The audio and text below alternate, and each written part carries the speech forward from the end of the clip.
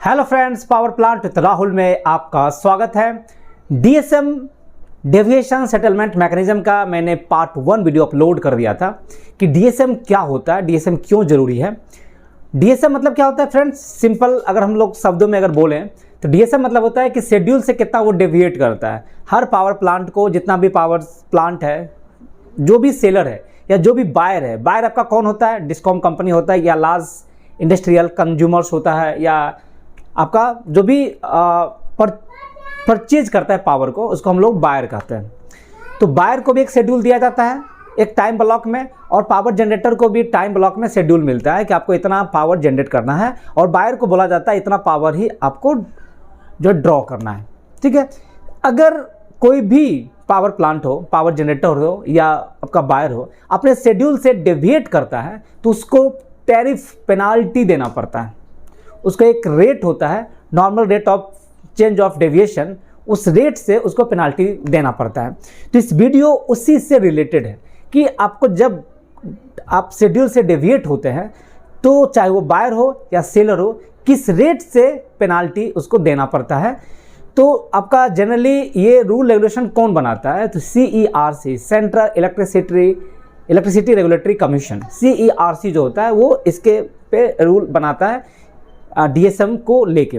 तो 2022 में एक आया था रूल, इससे पहले भी ये रूल आया था, लेकिन हम लोग लेटेस्ट जो है आपका deviation settlement mechanism and related matters का एक CERC रेगुलेशन आया था 2022 को।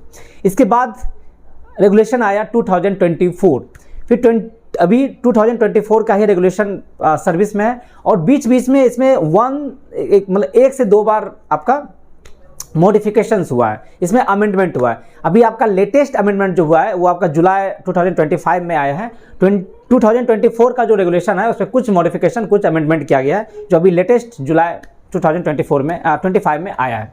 ठीक है, तो इस वीडियो में हम लोग डिटेल से 2022 रेगुलेशन के बारे में डिटेल से पढ़ेंगे। नेक्स्ट पार्ट में हम लोग CERC का जो DSM deviation settlement mechanism and it's related matter का जो रेगुलेशंस आया था 2024 का, उसके बारे में हम लोग डिटेल से पढ़ेंगे उस वीडियो में कि डिफरेंस क्या था 2022 एंड 2024 के रेगुलेशंस में, बेसिक डिफरेंसेस क्या है, इसके बारे में हम लोग डिटेल से पढ़ेंगे। और जो रिसेंट अमेंडमेंट हुआ है 2024 रेगुलेशन में, जो रिसेंट में आपका अमेंडमेंट हुआ है, इसके बारे में हम लोग डिटेल से पढ़ेंगे। ठीक है, तो ये इस वीडियो में हम लोग 2022 रेगुलेशन के बारे में डिटेल से पढ़ेंगे। इसमें जो इंपॉर्टेंट जो टर्म्स है जो हम लोग पढ़ेंगे, और काफ़ी इंटरेस्टेड टॉपिक है, बहुत सारे कमेंट्स भी आए थे फ्रेंड्स के कि सर जो डीएसएम जब डेविएट हो जाता है तो क्या उसका पेनाल्टी रेट है, ये फ्रीक्वेंसी बेस्ड है या नहीं है, क्या उसका, इसके बारे में थोड़ा डिटेल से हमको समझाइए। तो इसके लिए मैं आपको 2022 रेगुलेशन का डिटेल से पढ़ेंगे हम लोग। और इसमें जो इंपॉर्टेंट टर्म्स है आपका, देखिए कॉन्ट्रैक्ट रेट क्या होता है। 3 तरह का रेट आप लोग किसी भी रेगुलेशन में 3 तरह का रेट आप पढ़ेंगे। एक आपका कॉन्ट्रैक्ट रेट होता है, एक होता है आपका normal rate of charges for deviation. अगर आप डेविएशन होता है तो उसका नॉर्मल रेट ऑफ चार्जेस क्या होता है, और जो थर्ड है reference charges rate, RR। Reference charges rate क्या होता है, तो कॉन्ट्रैक्ट रेट और रेफरेंस चार्जेस रेट में क्या डिफरेंस है, बेसिक डिफरेंस, और normal rate of charges for deviation क्या है। तो बड़ा ये इंटरेस्टिंग टॉपिक है, इसको ध्यान से देखिएगा और लास्ट तक देखिएगा, आपको एक बेसिक आइडिया आ जाएगा कि डीएसएम का क्या चार्जेस है, क्या रेगुलेशंस है उसके बारे में। तो लास्ट तक जरूर देखेगा, आपके लिए काफ़ी इन्फॉर्मेटिव रहेगा। और जो भी फ्रेंड्स मेंबरशिप नहीं लिए तो मेंबरशिप ले, मेंबरशिप लेने से आपको मेरा व्हाट्सएप नंबर मिल जाएगा। कुछ भी अगर आपको पावर प्लांट से रिलेटेड कुछ भी अगर डाउट है तो आप मुझे पर्सनल व्हाट्सएप नंबर पर मैसेज कीजिए, मैं आपका उसमें रिप्लाई दूंगा। तो आइए इस वीडियो को स्टार्ट करते हैं।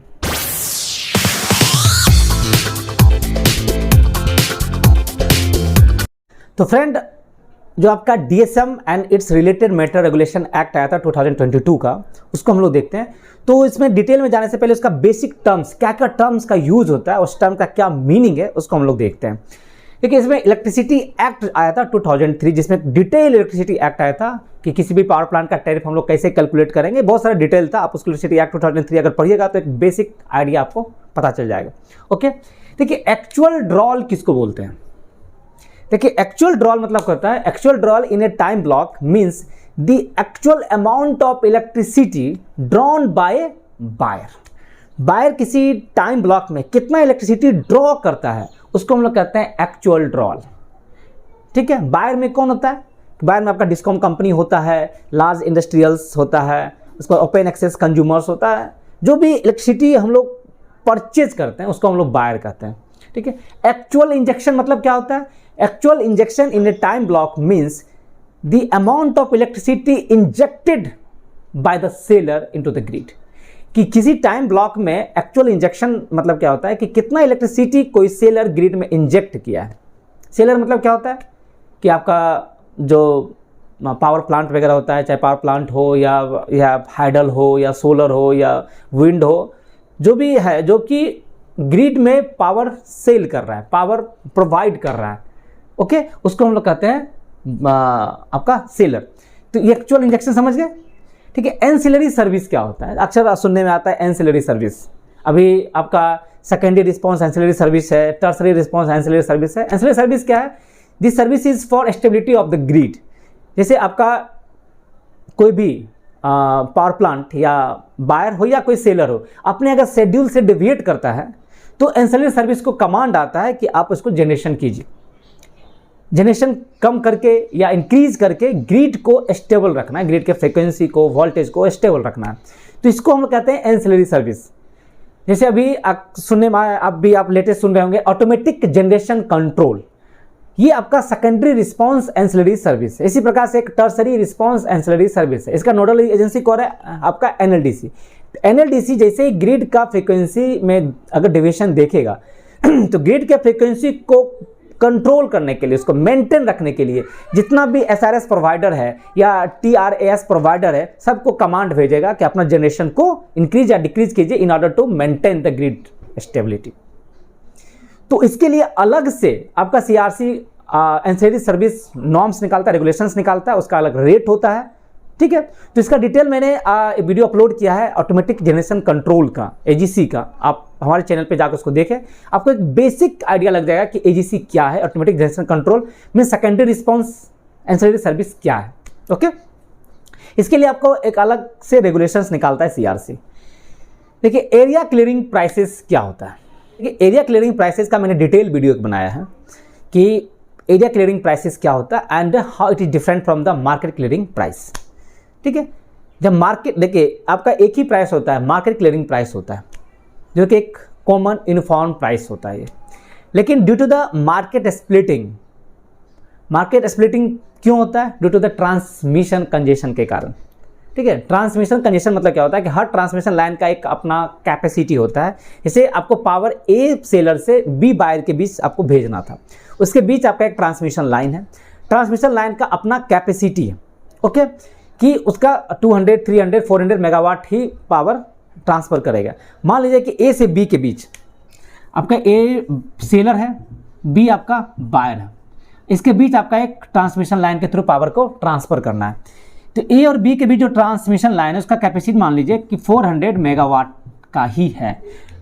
तो आपका जब पावर एक्सचेंज में परचेज बीट, सेलर बीट होने के बाद आपका एक एग्रीमेंट हुआ कि ए और बी के बीच 500 मेगावाट पावर का ट्रांसफ़र करना है। तो ये पावर का ट्रांसफ़र ए से बी से कैसे होगा? थ्रू दिस ट्रांसमिशन लाइन होगा। बट ये ट्रांसमिशन लाइन का कैपेसिटी 400 ही है, इसको कितना भेजना था? 500 मेगावाट। तो क्या करेगा कि आपका जो लोड डिस्पैच सेंटर है इस कैपेसिटी को, रिक्वायरमेंट को रिड्यूस करके 400 कर देगा, ठीक है।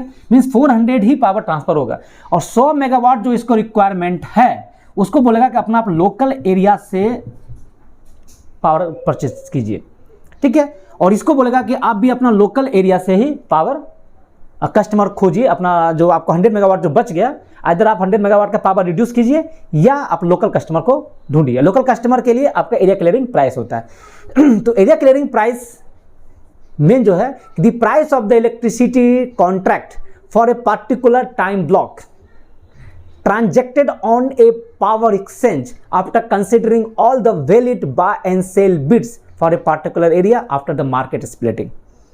जब मार्केट स्प्लिट करता है due to this transmission congestion के कारण, तो हर एरिया का अपना अपना एक क्लियरिंग प्राइस होता है, प्राइस ऑफ इलेक्ट्रिसिटी होता है। और ये प्राइस जो होता है वेरी करता है from one area to another area.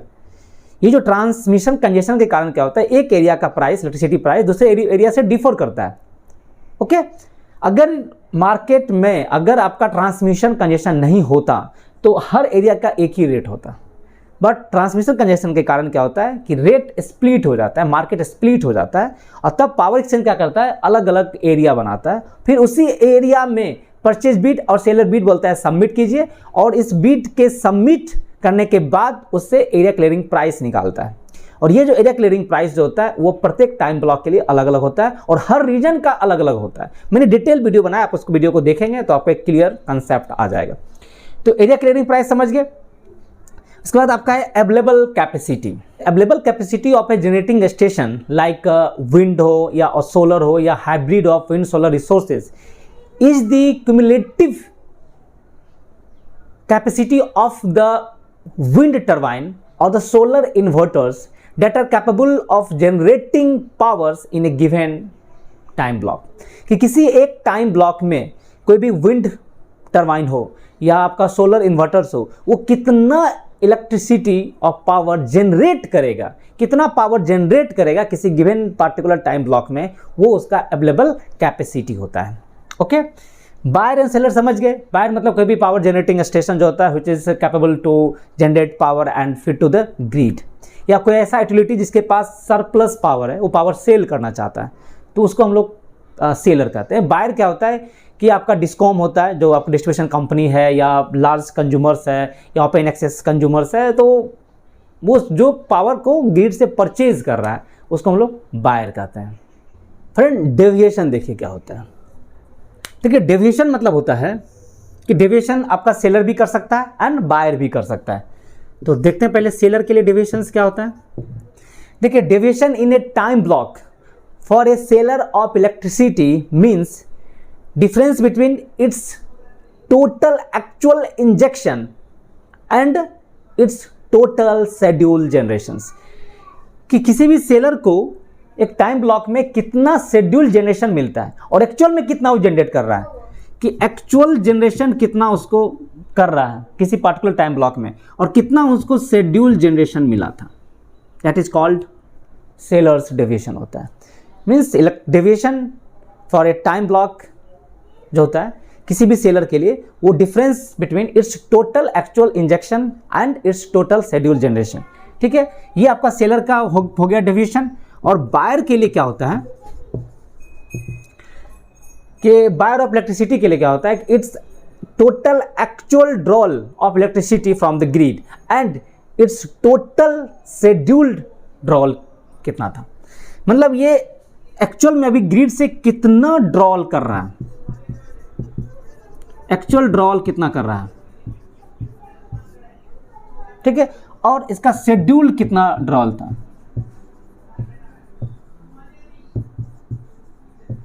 Schedule ड्रॉल कितना था। ठीक है, एक्चुअल में कितना ड्रॉल कर रहा है और शेड्यूल कितना ड्रॉ करना था किसी पार्टिकुलर टाइम ब्लॉक के लिए, उसके बीच के डिफरेंस को डेविएशन कहते हैं। और इसी डेविएशन पे चार्ज देना होता है, चाहे वो सेलर हो या बायर हो। फ्रेंड, तो ईच रीजन में आपका एक deviation and ancillary service pool account होता है एक, and this account is managed and operated by the concerned regional load dispatch center as per the regulation mentioned by the CERC। देखिए, इसको control कौन करता है, जो कंसर्न्ड हर रीजन में एक आपका deviation and ancillary service pool account होता है, इसको ऑपरेट एंड मैनेज करता है कौन, RLDC के द्वारा इस अकाउंट को मैनेज होता है। और इसी अकाउंट से सेलर को या बायर को पेमेंट होता है, या सेलर या बायर इसी अकाउंट में पेमेंट करता है।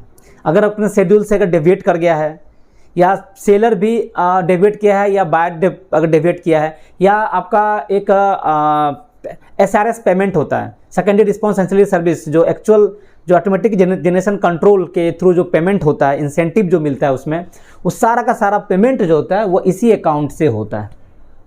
और इस अकाउंट में जो भी सरप्लस अमाउंट बच जाता है, ओके, वो आपका पावर डेवलपमेंट फंड में चला जाता है। पावर डेवलपमेंट फंड में, जो सेंट्रल गवर्नमेंट का फंड है, पावर मिनिस्ट्री का, उस फंड में चला जाता है।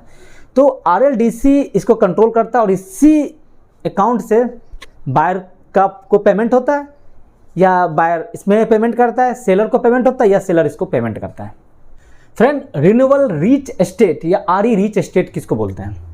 The state whose combined install capacity of solar and wind generating station under the control area of the state is 1000 megawatt or more.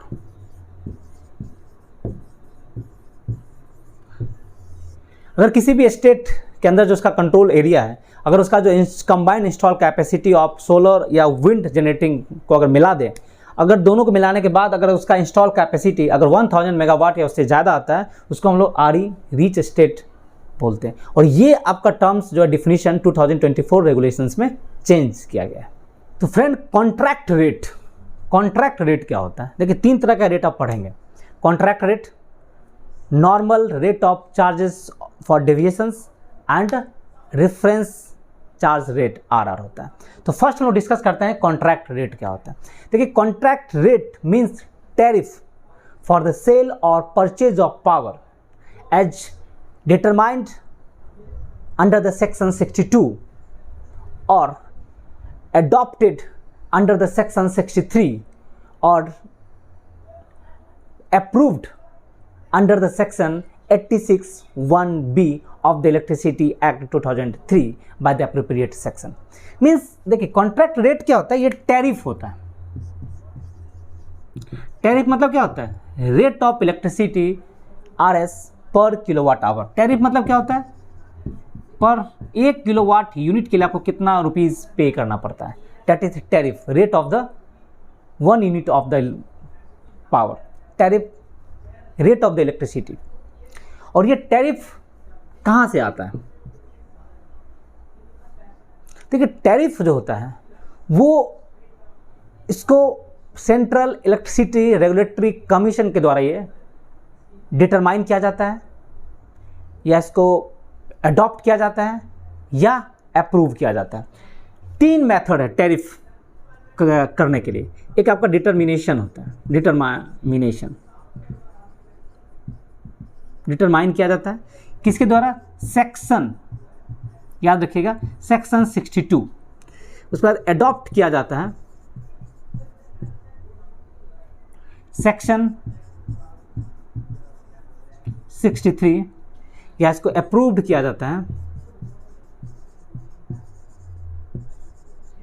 Approved किया जाता है सेक्शन 86(1)(b। ये सब क्या सेक्शन है? एक इलेक्ट्रिसिटी एक्ट 2003 का ये सारा एक्ट है, जिसमें आपको टैरिफ को कैसे डिटरमाइन करना है, उसको कौन रेगुलेट करेगा, उसके बारे में आपको डिटेल से दिया है। मैं इसका एक सेपरेट वीडियो बनाऊंगा कि सेक्शन 62 क्या है, सेक्शन 63 क्या है एंड सेक्शन 86(1)(b क्या है। एक अलग से मैं वीडियो बनाऊंगा और उसमें बेसिक में आपको समझाऊंगा कि तीनों सेक्शन क्या है और कैसे टैरिफ डिटरमाइन होता है। ओके, तो ये आपका CRC इस तीनों को फॉलो करता है और इसके बेसिस पे कॉन्ट्रैक्ट रेट निकाला जाता है किसी भी पावर प्लांट का। तो समझ गए कि कॉन्ट्रैक्ट रेट में क्या होता है? टैरिफ होता है determine by the appropriate commissions. कौन है? CERC। कैसे? 3 मेथड फॉलो करता है टैरिफ ऑफ किसी भी पावर प्लांट के लिए जो टैरिफ डिसाइड होता है वो 3 मेथड से होता है। Determination under the section 62, determine किया जाता है, या उसको अडॉप्टेड करता है under the section 63 and approved करता है अंडर द सेक्शन 86(1)(b। ये तीनों सेक्शन इलेक्ट्रिसिटी एक्ट 2003 का, इसके बेसिस पे CRC जो होता है वो किसी भी पावर सेलर का टैरिफ डिसाइड करता है। तो फ्रेंड, कॉन्ट्रैक्ट रेट सिंपल समझिए टैरिफ रेट होता है। टैरिफ रेट, टैरिफ होता है। टैरिफ मतलब क्या होता है? रुपीस पर किलोवाट आवर। मतलब 1 यूनिट के लिए किसी सेलर को या बायर को कितना पे करना होता है, that is called the contract rate. Okay, और ये जो 1 किलोवाट आवर का मतलब क्या समझते हैं? ये होता है 1 यूनिट। यूनिट का आपका यूनिट क्या है? 1 किलोवाट आवर। 1 किलोवाट आवर का मतलब होता है कि the energy consumed by device with a power rating of 1 kilowatt operating for 1 hour. अगर किसी कोई डिवाइस जिसका कि रेटिंग 1 किलोवाट है, अगर वो 1 घंटा तक लगातार चलता रहे, तो वो डिवाइस जितना 1 घंटा में पावर को कंज्यूम्ड करेगा वो 1 यूनिट कहलाएगा। तो जितना भी डिवाइस है सब पे आपका वाट रेटिंग दिया रहता है कि 500 वाट का है, 1 किलो वाट का है, 1.5 किलो वाट का है, 2000 वाट का है। ठीक है, जैसे अगर आपका 2 किलो वाट का है, अगर वो हाफ आवर भी चलेगा लगातार तो जो एनर्जी कंज्यूम्ड करेगा वह 1 यूनिट एनर्जी होगा। ठीक है, तो 1 यूनिट के लिए किसी भी सेलर को या बायर को जो पेमेंट रिसीव करना पड़ता है या पेमेंट मिलता है उसको हम लोग कॉन्ट्रैक्ट रेट कहते हैं। तो फ्रेंड, आपका जो नेक्स्ट टर्म्स है, बड़ा इंपॉर्टेंट आपका टर्म्स है ये, reference charge rate RR। Contract rate आपने देख लिया, कॉन्ट्रैक्ट रेट मतलब होता है टैरिफ, मीन्स रुपीज़ पर किलोवाट आवर का जो चार्जेस होता है वो टैरिफ कहलाता है और उसी को हम लोग कॉन्ट्रैक्ट रेट कहते हैं। टैरिफ में आपका fix charge, fix cost plus variable cost दोनों इंक्लूड होता है। ओके, रेफरेंस चार्ज रेट जो होता है इसमें भी आप देखिएगा तो आपका 2 पॉइंट होता है। एक्चुअल में ये एनर्जी चार्जेस है, 2 पॉइंट है।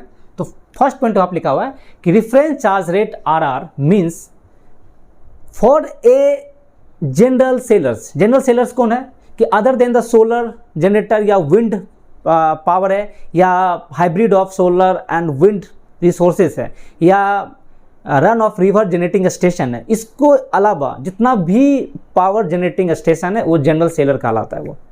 ओके, तो जनरल सेलर के लिए जिसका कि टैरिफ डिटरमाइन होता है अंडर द सेक्शन 62 और under the section 63 of the electricity act 2023, RS पर kilowatt hour of the energy charges.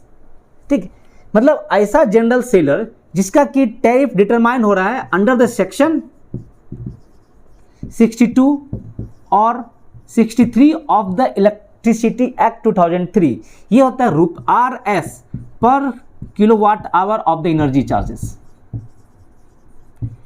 Means जो आपका सेक्शन 62 या सेक्शन 63 के तहत जिस भी पावर प्लांट का टैरिफ डिसाइड हुआ है, कौन डिसाइड करता है? CERC।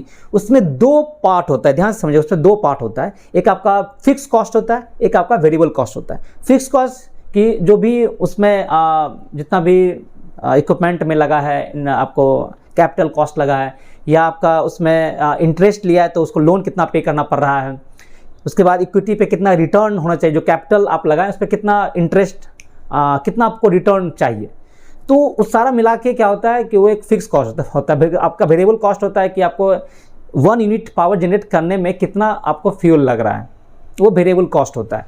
तो टैरिफ का मेन मकसद होता है to recover the fix cost and the variable cost तक रिकवर हो जाए। तो ये आपको क्या होता है कि ये कस्टमर से लिया जाता है। ओके, तो उस टैरिफ का 2 पार्ट होता है, एक आपका फिक्स कॉस्ट होता है, एक आपका वेरिएबल कॉस्ट होता है। वेरिएबल कॉस्ट मतलब होता है एनर्जी कॉस्ट। तो एनर्जी कॉस्ट आपका यही है, डिफरेंस चार्ज रेट। तो डिफरेंस चार्ज रेट क्या है कि कंपोनेंट ऑफ कॉन्ट्रैक्ट रेट और द टैरिफ है। टैरिफ का एक कंपोनेंट है रेफरेंस चार्ज रेट, मतलब इसमें सिर्फ आपका एनर्जी चार्जेस इंक्लूड है। ठीक है, लेकिन ऐसा पावर प्लांट जिसका कि tariff is not determined under the section 62 और the section 63 of the electricity act 2003, तो उसका कैसे होगा एनर्जी चार्ज? तो उसका daily weighted average of area clearing price of the day ahead market segment of all the power exchange as the case में भी, मतलब जो जिस पावर प्लांट का टैरिफ अंडर द सेक्शन 62 और द 63 डिटरमाइन नहीं हुआ है, तो उसके लिए क्या होता है, वो भी पावर प्लांट में अगर पावर एक्सचेंज में अगर सेल कर रहा है तो उसमें daily weighted average of area clearing price of the day ahead market segment of all the power exchange, जितना भी पावर एक्सचेंज है उसका किसी पर्टिकुलर टाइम ब्लॉक में एक एक्सचेंज में कितना एरिया क्लियरिंग प्राइस था, दूसरे एक्सचेंज में कितना एरिया क्लियरिंग प्राइस था, तीसरे एक्सचेंज में कितना एरिया क्लियरिंग प्राइस था, सबका एक डेली वेटेड एवरेज निकालेंगे, वो आपका रेट हो जाएगा एनर्जी चार्ज रेट ऑफ उस पावर प्लांट का। फ्रेंड, जो रेफरेंस चार्ज रेट आप समझ गए होंगे कि रेफरेंस चार्ज रेट क्या होता है कि it is the variable component of power tariff होता है, means energy charges of the power tariff, energy charge component होता है, एनर्जी चार्ज कंपोनेंट। तो फ्रेंड, जो रेफरेंस चार्ज रेट अगर हम देखें, ये energy charge component of energy charge component of power tariff, power tariff, और इसको भी हम लोग मेजर करते हैं रुपीज पर किलोवाट आवर में। Means it is the variable part of the electricity bill that is directly linked to the amount of the power consumed। जैसे contract rate में आपने क्या देखा, कॉन्ट्रैक्ट रेट में आपका fix cost plus variable cost था, but reference charge rate में आपका सिर्फ एनर्जी चार्ज रहेगा कि 1 यूनिट ऑफ इलेक्ट्रिसिटी जनरेट करने में आपको कितना फ्यूल लग रहा है, कितना आपका वेरिएबल कॉस्ट लग रहा है, उसको हम लोग एनर्जी चार्ज कहते हैं, और वही आपका रेफरेंस चार्ज रेट कहलाता है। और this rate is also determine under the section 62, adopted under the section 63 and determined approved under the section 86(1)(b) of the appropriate commission like CERC for a power seller। और एक friend आपका rate होता है normal rate of charges for deviation. अगर आप schedule से deviate करते हैं तो आपको किस रेट से चार्ज पे करना होगा वो आपको दिखाता है नॉर्मल रेट ऑफ चार्जेस, और इसका भी यूनिट जो होता है वो RS पर किलोवाट आवर होता है कि आप जितना डेविएट किए अपने शेड्यूल से उसके लिए आपको कितना प्राइस देना पड़ेगा, और ये जमा कहाँ पे करना पड़ता है, आपका जो deviation and ancillary service pool account था वहाँ पे इसको जमा करना पड़ता है। फ्रेंड उस रेगुलेशन में और भी टर्म्स है आपका कि शेड्यूल इंजेक्शन क्या है, एक्चुअल इंजेक्शन क्या है, आपका शेड्यूल ड्रॉवल क्या है, टाइम ब्लॉक क्या है, बायर क्या है, सेलर क्या है, तो इस सारा टर्म्स आप समझ चुके होंगे।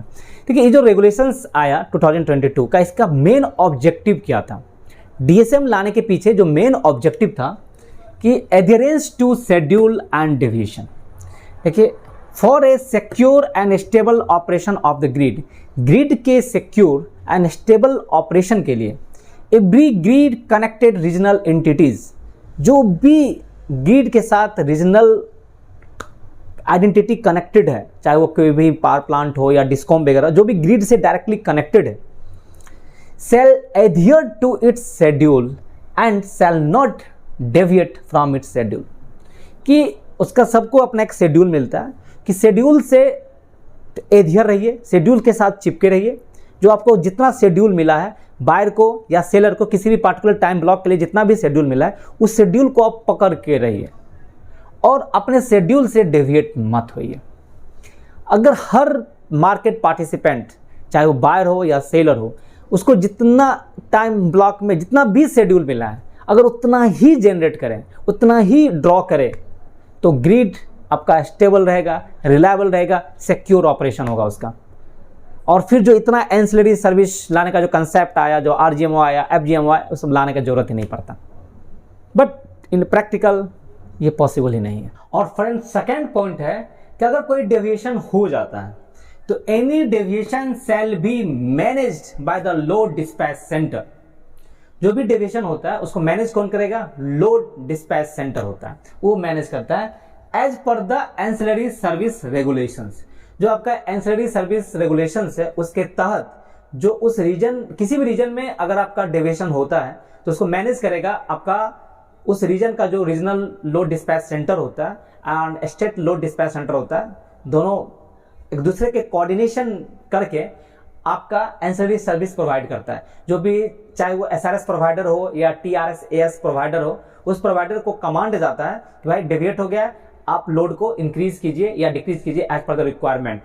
ठीक है, तो वो एंसिलरी सर्विस रेगुलेशन एक्ट के तहत वो इसको रेगुलेट करेगा एंड दी कंप्यूटेशन करेगा, उसको कंप्यूटेशन करेगा, उसको charges and related matter in respect of such deviation shall be dealt with as per the regulation. और उस रेगुलेशन में, एंसिलरी सर्विस रेगुलेशन में आपको लिखा हुआ है कि जिसको भी जो भी शेड्यूल से डेविएट हुआ उसको कितना पेमेंट करना पड़ेगा, कितना उसको चार्जेस देना होगा, और जो भी पावर प्लांट या सेलर या बायर हो वो ग्रिड के फ्रीक्वेंसी को स्टेबिलिटी करने में हेल्प किया है, जिसको एंसिलरी सर्विस जो SRS प्रोवाइडर बना है या TRS प्रोवाइडर बना है, उसको कितना चार्जेस देना है या चार्जेस लेना है, उसको कितना इंसेंटिव देना है, उस सब का एक रेगुलेशंस है। उसी रेगुलेशन के तहत उसको कंपटीशन किया जाता है, उसको चार्जेस एंड कोई भी अगर मैटर हो उसी रेगुलेशन के हिसाब से डील किया जाता है। नेक्स्ट आपका इंपॉर्टेंट टॉपिक है कंप्यूटेशन ऑफ डेविएशन। डेविएशन का हम लोग कैलकुलेशन करते हैं कि कोई भी बायर या सेलर अपने शेड्यूल से कितना डेविएट किया है, उसका हम लोग कैलकुलेशन करते हैं। तो फर्स्ट आपका है कि deviation in a time block for general seller. किसी भी हर टाइम ब्लॉक का हम लोग डेविएशन निकालते हैं। जैसे आपका एक डे में 96 टाइम ब्लॉक है, तो हर टाइम ब्लॉक का हम लोग डेविएशंस निकालते हैं। तो अगर deviation in a time block for a general seller है, तो डेविएशन इन मेगावाट आवर क्या होता है, actual injection in megawatt hour minus schedule generation in megawatt hour, कि एक्चुअल इंजेक्शन कितना कर रहा है ग्रिड में और कितना उसको शेड्यूल मिला था जनरेशन का, इसके बीच के डिफरेंस को हम लोग डेविएशंस कहते हैं। ये मेगावाट आवर में कैलकुलेट करते हैं। अगर परसेंटेज डेविएशन निकालना है तो actual injection minus schedule generation divided by schedule generation गुने 100, इससे आपका परसेंटेज ऑफ डेविएशंस निकल जाता है। सिमिलरली अगर बायर का भी निकालें तो deviation in a time block for buyer, buyer के लिए जो आपका डेविएशन जो किसी भी पार्टिकुलर टाइम ब्लॉक के लिए अगर हम कैलकुलेट करेंगे तो deviation in megawatt hour, actual drawal कितना, कोई भी बायर कितना एक्चुअल ड्रॉल कर रहा है किसी भी पार्टिकुलर टाइम ब्लॉक के लिए मेगावाट आवर में, माइनस उस पार्टिकुलर ब्लॉक में उसको कितना शेड्यूल ड्रॉल मिला था, उस दोनों के बीच के जो डिफरेंस है उसको हम लोग डेविएशन बोलते हैं, डेविएशन ऑफ बायर का। अगर परसेंटेज में निकालेंगे तो actual drawal minus schedule drawal divided by schedule drawal गुने 100, इससे आपका परसेंटेज डेविएशन आपका निकल जाएगा। तो इस प्रकार से हम लोग बायर हो या सेलर हो सबका deviation and deviation percentage calculate कर लेते हैं। फिर नेक्स्ट है आपका normal rate of charges for deviation. अगर आपका डेविएट हो जाता है कोई भी बायर या सेलर तो उसको नॉर्मल रेट से, किस रेट से उसको चार्ज करना है। देखिए उस रेगुलेशन में आपका लिखा हुआ है कि the normal rate of charges for deviation for a time block, किसी भी पार्टिकुलर टाइम ब्लॉक के लिए, हर टाइम ब्लॉक के लिए अलग अलग normal rate of charges for deviation होगा। ऐसा नहीं है कि आपका 24 आवर में 96 टाइम ब्लॉक है तो हर टाइम ब्लॉक के लिए एक ही normal rate of charges for deviation होगा। हर टाइम ब्लॉक के लिए अलग अलग normal rate of charges for deviation होगा। तो normal rate of charges for deviation for a time block shall be equal to the highest of, this is the most important point, highest of 3 segment का average निकाला है। वो तीनों average नहीं, तीनों segment में जो सबसे हाईएस्ट रेट होगा वही आपका नॉर्मल रेट ऑफ चार्जेस रहेगा। तीनों सेगमेंट में क्या क्या है, एक है आपका the weighted average area clearing price of day ahead market segment of all power exchange, कि डे अहेड मार्केट में जो आपका एरिया क्लियरिंग प्राइस है सारे पावर एक्सचेंज को मिला के उससे हम लोग वेटेड डेली एवरेज निकालेंगे। वो एक वैल्यू होगा, क्या है कि जितना भी पावर एक्सचेंज है किसी भी पार्टिकुलर टाइम ब्लॉक के लिए, हर पावर एक्सचेंज में उस डैम का क्या रेट है उसका हम लोग डेली वेटेड एवरेज निकाल लेंगे। उस पार्टिकुलर टाइम ब्लॉक के लिए हम लोग वेटेड एवरेज आपका एसीपी निकाल लेंगे डैम मार्केट का। Okay, similarly the weighted average area clearing price of real time market segment of all power exchange. फिर रियल टाइम मार्केट में जाएंगे, रियल टाइम मार्केट में उस पार्टिकुलर टाइम ब्लॉक के लिए कितना एरिया क्लियरिंग प्राइस था सारे पावर एक्सचेंज साइट पे उस टाइम ब्लॉक के लिए, रियल टाइम मार्केट में एरिया क्लियरिंग प्राइस क्या था उसका भी हम लोग आपका वेट एवरेज निकाल लेंगे। ठीक है, तो सेकेंड वैल्यू आपको आ जाएगा। थर्ड बोलता है कि the weighted average ancillary service charges of all regions. फिर सारे रीजन्स में जो एंसिलरी सर्विस चार्जेस है, ये पावर एक्सचेंज को तो आपको टोटल इंडिया को 4 to 5 रीजन्स में बांटा गया। आपका नॉर्थ ईस्टर्न, वेस्टर्न, आपका है नॉर्थ ईस्टर्न है।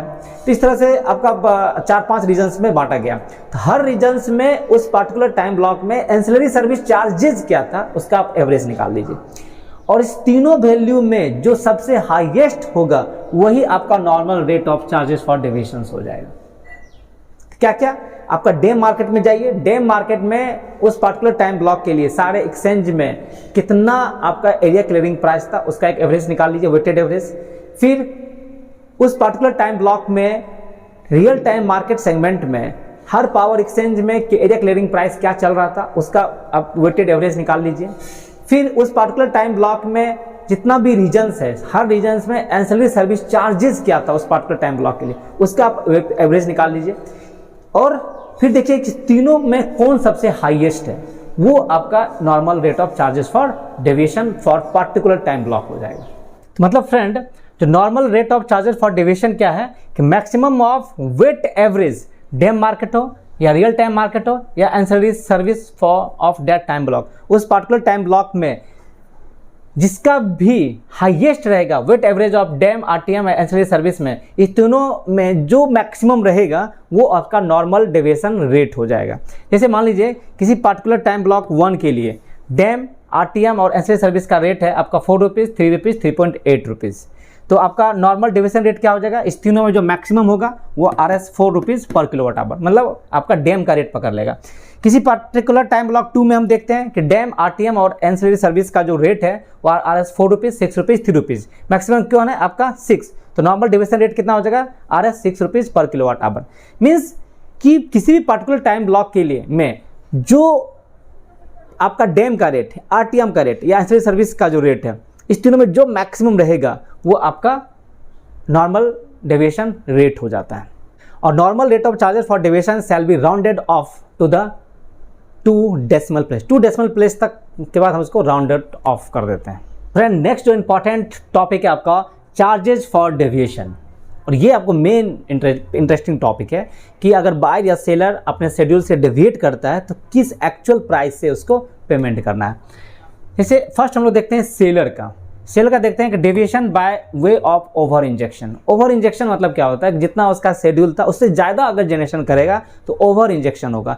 अंडर इंजेक्शन क्या होता है, जितना उसको शेड्यूल था अगर उससे कम एक्चुअल में अगर इंजेक्ट करेगा तो उसको अंडर इंजेक्शन करते हैं। मान लीजिए कि शेड्यूल था उसको 500 मेगावाट, अगर 500 की जगह 520 मेगावाट अगर इंजेक्ट कर रहा है तो उसको हम लोग कहते हैं ओवर इंजेक्शन। और अगर 500 उसको शेड्यूल था और 480 मेगावाट अगर इंजेक्ट कर रहा है ग्रिड में तो अंडर इंजेक्शन कहलाएगा। ओके, समझ गए। तो आपको ओवर इंजेक्शन हो या अंडर इंजेक्शन हो, दोनों में डेविएशन होता है और दोनों में आपको चार्जेस है। ठीक है, तो पहले देखते हैं सेलर का deviation by the way of over injection. देखिए ओवर इंजेक्शन, इसमें भी आपका 2 पॉइंट है, अप टू 2% डेविएशन। जो हम लोग डेविएशन का परसेंटेज निकालते हैं फ्रेंड, अगर उसमें आपका डेविएशन 2% के आसपास है, 2% से कम है, अप टू 2%, तो आपको कोई भी पेनाल्टी नहीं देने का जरूरत है। नॉर्मल रेट ऑफ डेविएशन जो है, normal rate of charges for deviation आपका 0 है, आपको कोई भी पेनाल्टी नहीं देना होगा। और generator will get reference charge rate, और जनरेटर को जो उसका एनर्जी चार्जेस है वो मिल जाएगा, जनरेटर को पैसा मिल जाएगा। Ancillary and service pool account से जनरेटर को पैसा मिलेगा। किस रेट से मिलेगा, आपका रेफरेंस चार्ज रेट से, जो एनर्जी रेट है उस समय उसके उस एनर्जी रेट के हिसाब से पावर प्लांट को, जनरेटर को पेमेंट भी मिल जाएगा। कब, जब आपका 2% तक डेविएशन है। आपको एनर्जी चार्ज से मिलेगा, फिक्स चार्ज नहीं मिलेगा, आपको टैरिफ नहीं मिलेगा। याद रखिएगा, आपको टैरिफ नहीं मिलेगा, आपको सिर्फ एनर्जी चार्जेस मिलेगा। एनर्जी चार्ज मतलब कॉस्ट ऑफ फ्यूल आपको मिलेगा। ओके, सेकेंड पॉइंट आपका डेविएशन बियॉन्ड 2%। अगर 2% से ज़्यादा अगर आपका डेविएशन हो जाता है तब आपको पेनाल्टी लगेगा। एक तो आपको क्या नुकसान है कि आपको जो एनर्जी चार्जेज है वो तो नहीं ही मिलेगा। आप जितना भी एक्स्ट्रा जनरेट किए 2% के बाद, 2% से अगर ज़्यादा डेविएशन है तो आपका शेड्यूल से जितना भी एक्स्ट्रा आपने पावर दिया उसका आपको कोई भी एनर्जी कॉस्ट नहीं मिलेगा, आपको कोई भी फ्यूल का कॉस्ट नहीं मिलेगा, उसका तो नुकसान हुआ ही। साथ ही साथ आपका पेनाल्टी लगेगा किस रेट से, 10% of deviation rate to be paid by generator to the pool account. आपको पूल अकाउंट में उल्टा आपको पेनाल्टी देना पड़ेगा। और उस समय जो normal rate of charges for deviation था उसका 10% के हिसाब से आपको पेनाल्टी देना पड़ेगा। समझते आपको क्या नुकसान है। अगर आपका डेविएशन 2% से ज़्यादा होता है तो आपको एक तो एनर्जी कॉस्ट का नुकसान हो गया, आपको फ्यूल कॉस्ट नहीं मिलेगा, आप फालतू का कोयला जलाए उस एक्स्ट्रा पावर देने के लिए, कोल का भी कॉस्ट आपको नहीं मिलेगा। साथ ही साथ आपको पेनाल्टी लगेगा 10% of the normal rate of charges for deviation. किसी पर्टिकुलर टाइम ब्लॉक में उस समय आपका normal rate of charges for deviation क्या था उसका 10% के हिसाब से आपको पेनाल्टी लगेगा, और वो पैसा आपको पूल अकाउंट में जनरेटर के द्वारा जमा करना पड़ेगा। ये आपका क्या है, ओवर इंजेक्शन का पॉइंट था। फ्रेंड, अब सेलर का देखते हैं deviation by the way of under injection. आपका शेड्यूल से अगर कम आप कोई भी सेलर अगर जनरेट कर रहा है तो फिर उसको क्या पेनाल्टी लगता है। देखिए अंडर इंजेक्शन में आपका 3 पॉइंट है। अप टू 2% डेविएशन, अगर डेविएशन अप टू 2% है तो क्या होगा कि पेनाल्टी तो नहीं लगेगा, but reference charges rate to be paid back to pool account by the generator. अगर आपका शेड्यूल जितना था अगर उससे आप कम जनरेट कर रहे हैं और डेविएशन आपका 2% तक है, अप टू द 2% है, तो आपको एनर्जी चार्जेस लौटाना पड़ेगा deviation ancillary and service pool account में। किसी भी सेलर को का अगर डेविएशन अप टू द 2% है तो जितना भी आपका लेस मेगावाट वो जनरेट कर रहा है उसका energy charge deviation ancillary and ancillary service pool account में जनरेटर के द्वारा जमा करना पड़ेगा। ठीक है, 2% से 10% अगर डेविएशन हो रहा है, अगर डेविएशन जो है 2 से 10% के बीच में है तो फिर आपको पेनाल्टी लगेगा, और पेनाल्टी लगेगा huge penalty, 120% of normal deviation rate to be paid in pool account by the generators. उस समय जो भी नॉर्मल डेविएशन रेट है जो कि maximum of DAM, RTM and ancillary service, इस तीनों का जो वेट एवरेज है और तीनों में जो मैक्सिमम है उसका 120% आप निकाल लीजिए, उसके हिसाब से आपको पेनाल्टी देना पड़ेगा और जनरेटर को एंसिलरी सर्विस पूल अकाउंट में पेमेंट जमा करना पड़ेगा। अगर डेविएशन आपका 10% से भी ज़्यादा है तब तो ह्यूज पेनाल्टी और लगेगा, क्योंकि ऑलरेडी आपका डेविएशन 10% से ज़्यादा है तो 150% of normal deviation rate to be paid by the generator to the deviation and ancillary service pool account में। उस समय आपका नॉर्मल डेविएशन रेट क्या है उसका 150% आप निकाल लीजिए, उतना रेट से आपको पेमेंट करना पड़ेगा, पेनाल्टी देना पड़ेगा। तो अप टू द 2% कोई पेनाल्टी नहीं है। जितना आपका एनर्जी चार्जेस जो कि आप लेस जनरेट कर रहे हैं तो उसका जो एनर्जी चार्जेस है उस आपको पेमेंट करना पड़ेगा। 2% से 10% है तो नॉर्मल डेविएशन रेट जो है उसका 120% से आपको पेनाल्टी देना पड़ेगा, और अगर मोर देन 10% डेविएशन है तो 150% जो नॉर्मल डेविएशन रेट का 120% रेट से आपको पेनाल्टी देना पड़ेगा। ठीक है, अब देखते हैं कि charges for deviation of ROR generating station का, जैसे हाइडल पावर प्लांट है, run on river generating station, जैसे हाइडल के लिए रेट अलग है। हाइडल अगर पावर प्लांट है तो वो भी ओवर इंजेक्शन करेगा या अंडर इंजेक्शन करेगा। अगर ओवर इंजेक्शन कर रहा है तो अप टू 2% डेविएशन तक उसको पेनाल्टी कुछ भी नहीं लगेगा, और even seller sell B paid back at the rate of reference charge rate, reference charge rate से उसको पेमेंट मिलेगा, पेनाल्टी कुछ भी नहीं लगेगा। अगर डेविएशन अप टू द 2% है तो उसको कोई पेनाल्टी देना नहीं है, और सेलर को at the rate of reference charge rate से पेमेंट भी मिलेगा from the ancillary service pool account से। ठीक है, अप टू द 2% डेविएशन में। अगर उसका डेविएशन 2% से ज़्यादा अगर हो जाता है तो फिर क्या होगा, फिर उसको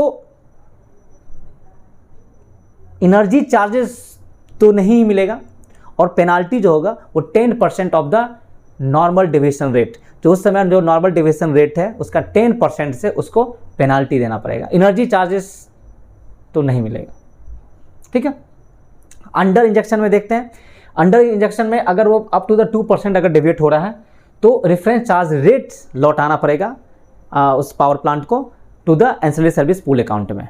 ठीक है, जितना भी वो कम जनरेट कर रहा है, शेड्यूल से जितना भी कम वो जनरेट करेगा उतना मेगावाट का जो एनर्जी चार्जेस है उसको लौटाना पड़ेगा एंसिलरी सर्विस पूल अकाउंट में। अगर 2 से 10% के बीच अगर डेविएशन है तो पेनाल्टी देना पड़ेगा, और पेनाल्टी का जो रेट है वो जो आपका नेट डेविएशन रेट है उस रेट से उसको मिलेगा, जो उसका नॉर्मल डेविएशन रेट है उस रेट से उसको पेनाल्टी लगेगा और एंसिलरी सर्विस पूल अकाउंट में पैसा जमा कराना पड़ेगा। अगर 10% से ज़्यादा अगर डेविएशन है तो 110% ऑफ नॉर्मल डेविएशन रेट जो भी है, नॉर्मल डेविएशन रेट जो उसका है उसका 110% निकाल लीजिए, उस रेट से उसको पेनाल्टी लगेगा और इतना पैसा उसको देना पड़ेगा एंसिलरी सर्विस पूल अकाउंट को। Friends, seller point of view से हम लोग कुछ केस स्टडी समझते हैं, और इस केस स्टडी से आपको एक क्लियर कंसेप्ट आ जाएगा कि कितना डेविएशन चार्जेस लगता है और उस सेलर को नुकसान क्या होता है, प्रॉफिट कितना होता है। ठीक है, तो पहले हम लोग देखते हैं कि केस स्टडी 1 में कि एनर्जी चार्ज रेट मान लीजिए 2 रुपीज़ पर यूनिट ही है, और मैक्सिमम ऑफ डैम आरटीएम जो है और एंसिलरी सर्विस तीनों का जो वेट एवरेज है और तीनों में का जो मैक्सिमम है वो 2 रुपीज़ ही है। मतलब एनर्जी चार्ज रेट भी 2% है और आपका जो नॉर्मल रेट ऑफ डेविएशन है वो भी आपका 2 रुपीज़ है। तब इस कंडीशन में देखते हैं क्या होता है। अब देखते हैं कि ओवर इंजेक्शन हो रहा है। ओवर इंजेक्शन का 2 पॉइंट था, up to the 2% and beyond 2%। जब अप टू द 2% था तो वहाँ पे क्या था कि कोई भी पेनाल्टी नहीं लगेगा और generator will get at the rate of energy charge rate से हिसाब से उसको पैसा मिलेगा। तो generator will get energy charge rate at the rate of 2 rupees per unit. तो इसका क्या इम्पैक्ट पड़ेगा कि आपको कोई लॉस भी नहीं होगा, कोई प्रॉफिट भी नहीं होगा, आपको खाली फिक्स कॉस्ट नहीं मिलेगा, वेरिएबल कॉस्ट तो आपको मिल गया, कोई पेनाल्टी आपको नहीं देना पड़ा। ओके, तो जनरेटर को इस कंडीशन में पावर प्लांट को कोई भी लॉस या कोई भी गेन नहीं होता है। बियॉन्ड 2% अगर हम जाएंगे तो आपको क्या होता है कि at the rate of 10% of normal जो डेविएशन रेट होता है उसके हिसाब से आपको 10% चार्ज करेगा। तो इस कंडीशन में अगर आपका बियॉन्ड 2% आप डेविएट करते हैं ओवर इंजेक्शन में तो आपको लॉस ऑफ एनर्जी चार्ज तो मिला, एनर्जी कॉस्ट रेट जो होता है उसका तो नुकसान हुआ ही 2 रुपया, साथ ही साथ आपको इसका 10% 0.2 रुपीज़ मीन्स पर यूनिट आपको 2.20 रुपीज़ का लॉस हुआ। अगर ओवर इंजेक्शन में बियॉन्ड 2% जाते हैं तो हर यूनिट में आपका 2 रुपीज़ 20 पैसा का नुकसान होगा। तो फ्रेंड अब अंडर इंजेक्शन का देखते हैं। अंडर इंजेक्शन में अप टू 2% डेविएशन, अगर आपका डेविएशन 2% होता है तो आपको याद होगा कि आपको जितना भी आप कम जनरेट कर रहे थे उसका आपको एनर्जी कॉस्ट लौटाना पड़ेगा एंसिलरी सर्विस पूल अकाउंट में। तो एनर्जी कॉस्ट रेट जो है आपका 2 रुपीज़ पर किलोवाट आवर था, वो आपको return back to the pool account में रिटर्न करना पड़ेगा। तो इस कंडीशन में भी आपको नो लॉस नो गेन होता है, क्योंकि आप उतना जनरेट ही नहीं किए तो अपना लौटा दीजिए, आपको तो कॉस्ट तो बच ही गया। आप कम जनरेशन कर रहे हैं तब उसका जो आपको कॉस्ट है वो आपको बस लौटा दीजिए। तो इसमें आपको नो लॉस नो गेन होता है। लेकिन अगर डेविएशन 2% से 10% के बीच में है तो आपको at the rate of 120% of normal जो डेविएशन रेट है उसका हिसाब से 120% से आपको पेनाल्टी देना पड़ेगा। तो इस कंडीशन में देखिए क्या होता है कि आपको पेनाल्टी कितना लगा, 2 रुपया का 120% कितना होता है 2.4 रुपीज़ प्लस एनर्जी सेविंग। आप तो कम जनरेट कर रहे हैं तो उसका तो कॉस्ट बच रहा है, तो आपको 2 रुपया पर यूनिट तो बच भी रहा है। तो नेट लॉस कितना हो रहा है 40 पैसा पर किलोवाट आवर। अगर आपका डेविएशन 2 से 10% के बीच है तो आपको पेनाल्टी भले 2 रुपया 40 पैसा पर किलोवाट आवर लग रहा है, बट आप जनरेशन भी तो कम कर रहे हैं, तो कम कर रहे हैं तो उसका एनर्जी कॉस्ट आपको बच रहा है। तो एनर्जी कॉस्ट आपको 2 रुपया लग रहा था तो अल्टीमेट आपको कितना नुकसान हुआ 40 पैसा पर किलोवाट आवर। और अगर मोर देन 10% अगर है डेविएशन तो उसमें आपको 150% ऑफ डेविएशन रेट लगेगा। तो उसका 2 का 150% कितना होता है 3 रुपीज़ हुआ। और आपका ECR एनर्जी कॉस्ट सेविंग भी तो हो रहा है 2 रुपया, तो नेट लॉस कितना हो रहा है हर किलोवाट यूनिट पे 1 रुपीज़ पर यूनिट आपको लॉस हो रहा है अगर डेविएशन मोर देन 10% करते हैं। तो सेकेंड केस स्टडी देखते हैं, इसमें और भी आपको पिक्चर क्लियर होगा। मान लीजिए कि आपका एनर्जी कॉस्ट रेट आपका 2 रुपीज़ है और maximum of dam RTM and AS 4 rupees है। ठीक है, पहले हम इक्वल का देखें, अब हम इसका देखते हैं मैक्सिमम का। तो ओवर इंजेक्शन कर रहे हैं अप टू द 2%, तो generator will get energy cost rate at the rate of 2 rupees. जितना भी आप एक्स्ट्रा जनरेशन किए थे आपको उसका एनर्जी कॉस्ट मिल गया। अगर आप 2% डेविएशन करते हैं तो उस कंडीशन में आपको नो लॉस नो गेन होगा। ठीक है, आपको एनर्जी कॉस्ट तो मिल गया, जितना आप एक्स्ट्रा जनरेशन किए उसका जो आपको कोयला कंज्यूम हुआ वो कोयला का रेट आपको मिल गया। अगर आप बियॉन्ड 2% करते हैं तो आपको पेनाल्टी देना पड़ेगा at the rate of 10% of the net deviation. जो नॉर्मल डेविएशन रेट था उसके 10% आपको पेनाल्टी लगेगा। तो इसमें क्या नुकसान होता है अगर आप बियॉन्ड 2% से ज़्यादा डेविएशन करते हैं तो एक तो आपको लॉस ऑफ एनर्जी कॉस्ट तो गया, आपने जो एक्स्ट्रा जनरेशन किया तो उसका तो आपको कॉस्ट फ्यूल कॉस्ट तो लगा, फ्यूल कॉस्ट भी आपको नहीं मिलेगा। फ्यूल कॉस्ट नहीं मिलेगा 2 रुपया पर यूनिट जो था, साथ ही साथ आपको पेनाल्टी लग गया 10%। तो 4 रुपीज़ का 10% 0.4 होता है, तो टोटल पर यूनिट आपको 2 रुपीज़ 40 पैसा का नुकसान होना शुरू हो गया। अगर ओवर इंजेक्शन बियॉन्ड 2% करते हैं तो आपका 2.4 रुपीज़ पर यूनिट का नुकसान होना शुरू हो जाता है। अब अंडर इंजेक्शन का देखते हैं। जब अंडर इंजेक्शन में आप अप टू 2% है तो आपको जो एनर्जी चार्ज रेट है वो आपको return back to the pool account करना पड़ेगा। तो उस कंडीशन में आपको नो लॉस नो गेन होगा, क्योंकि आप उतना जनरेशन ही नहीं किए तो आपको जो फ्यूल कॉस्ट बचा आप अपना लौटा दीजिए। जब डेविएशन 2 से 10% के बीच में रहता है तो आपको जो डेविएशन रेट है उसका 120% से आपको पेनाल्टी लगेगा। तो उस कंडीशन में आपको जो पेनाल्टी है वो 4.80 रुपीज़ लगेगा। इसका 120% कितना होगा 4.80 माइनस एनर्जी कॉस्ट सेविंग तो हो रहा है आपका, तो उतना तो कम जनरेशन कर रहे हैं तो कोयला का कॉस्ट तो बच रहा है। कोयला कॉस्ट कितना बच रहा है पर मेगावाट पर किलोवाट आवर 2 रुपीज़। तो नेट लॉस कितना हो रहा है per unit 2.80 rupees. Per unit का जो नेट लॉस है वो 2 रुपया 80 पैसा है। अगर डेविएशन मोर देन 10% है तब उसका क्या है नेट डेविएशन रेट का 150% है, तो आपको पेनाल्टी 6 रुपीज़ है। 4 रुपीज़ का 150% 6 रुपया माइनस एनर्जी कॉस्ट सेविंग आपका 2 रुपीज़ हो रहा है, तो पर यूनिट लॉस जो हो रहा है वो 4 रुपीज़ पर किलोवाट आवर हो रहा है। इसी प्रकार से मान लीजिए कि अगर आपका डैम रेट या आरटीएम रेट या एंसिलरी सर्विस रेट अगर बढ़ गया, और ये जितना बढ़ेगा उतना देखिए आपका नुकसान बढ़ता जाएगा। मान लीजिए आपका ये 8 रुपया हो गया, तो अब देखिए अप टू 2% डेविएशन अगर अंडर इंजेक्शन है और 2% तक डेविएशन कर रहे हैं तो चलिए कोई लॉस कोई गेन नहीं हुआ। लेकिन अगर 2 से 10% कर रहे हैं तो 120% ऑफ डेविएशन 8 का 120% आपको पेनाल्टी लगेगा। तो उस समय आपको कितना पेनाल्टी लगेगा? 8 का 120% 9.60, और आपका ECR सेविंग 2 रुपया हो रहा है, तो नेट लॉस देखिए कितना बढ़ गया आपका 7.60 रुपीज़ पर यूनिट। आपका 7.6 रुपीज़ से आपको पेनाल्टी लग रहा है। और अगर डेविएशन 10% से अगर ज़्यादा हो गया तो यहाँ पे देखिए 8 का 120% कितना हो गया 12 रुपीज़, और एनर्जी सेविंग हो रहा है आपका 2 रुपीज़, तो नेट लॉस देखिए कितना हो गया आपका 10 रुपीज़। 10 रुपीज़ पर यूनिट का नुकसान हो रहा है। तो ये रेट जितना बढ़ेगा उतना ज़्यादा आपका नुकसान बढ़ता जाएगा। फ्रेंड केस 3 समझते हैं कि जब आपका एनर्जी कॉस्ट रेट मान लीजिए बढ़ के 6 रुपया हो गया और मैक्सिमम ऑफ डैम आरटीएम और एएस आपका 4 रुपीज़ है, तब देखिए क्या होता है। मान लीजिए आप अंडर इंजेक्शन कर रहे हैं अप टू द 2%, आपको तो कोई नुकसान नहीं है। आपको सिर्फ क्या करना होगा, लौटाना पड़ेगा energy charge at the rate of 6 rupees के हिसाब से आपको लौटाना पड़ेगा। तो अल्टीमेट आपको लौटाने से कोई नुकसान नहीं है। क्यों? क्योंकि आप उतना कोयला तो बचा ही दिए, कम जनरेशन कर रहे हैं तो आपको उतना कोयला कम लग रहा है, तो जो कोयला का कॉस्ट आपने बचाया था वो आपको एंसिलरी सर्विस पूल अकाउंट में जमा कर दीजिए, तो नो लॉस नो गेन हो गया। अगर डेविएशन आपका 2 से 10% के बीच में है तो at the rate 120% of deviation rate लगेगा। तो पेनाल्टी आपको कितना लगेगा 4 का 120% 4.8 रुपीज़। लेकिन आपने एनर्जी कॉस्ट बचा लिया 6 रुपीज़ से, तो अल्टीमेट नेट लॉस कितना होगा -1.20 पर किलोवाट आवर। मीन्स आपको लॉस नहीं हुआ, प्रॉफिट ही हो गया। तो उस कंडीशन में आप अंडर इंजेक्शन करके 2 से 10% के बीच में अगर डेविएशन है तो नेट प्रॉफिट आपको पर यूनिट 1.20 रुपीज़ का फायदा होना शुरू हो गया। नुकसान नहीं हुआ, आपको पर यूनिट 1.20 का फायदा होना शुरू हो गया। अगर आपका डेविएशन 10% से ज़्यादा है तो 120% ऑफ नेट NDR है, तो penalty 6 rupees, energy cost saving 6 rupees, net loss आपका 0, कोई लॉस नहीं हुआ। ये कब होगा? जब आपका एनर्जी कॉस्ट काफ़ी ज़्यादा है और आपका पेनाल्टी कम लग रहा है, तो उस कंडीशन में देख रहिए आपको नुकसान नहीं है। फ्रेंड DSM का जो भी चार्जेस है वो 7 डेज़ के अंदर, अगर एक बार चार्ज कैलकुलेट हो जाता है तो 7 डेज़ के अंदर आपको उसको एंसिलरी सर्विस पूल अकाउंट में जमा करना पड़ता है। अगर आप जमा नहीं करते हैं तो 7 दिन के बाद 0.04% पर डे के हिसाब से आपको इंटरेस्ट देना पड़ेगा। इस वीडियो में आपने देखा कि डेविएशन एंड सेटलमेंट मैकेनिज्म जो का रेगुलेशन एक्ट 2022 में क्या क्या प्रोविजंस है, क्या उसका कॉन्ट्रैक्ट रेट होता है, रेफरेंस चार्ज रेट क्या होता है, net rate of deviation, charges for the deviations क्या होता है।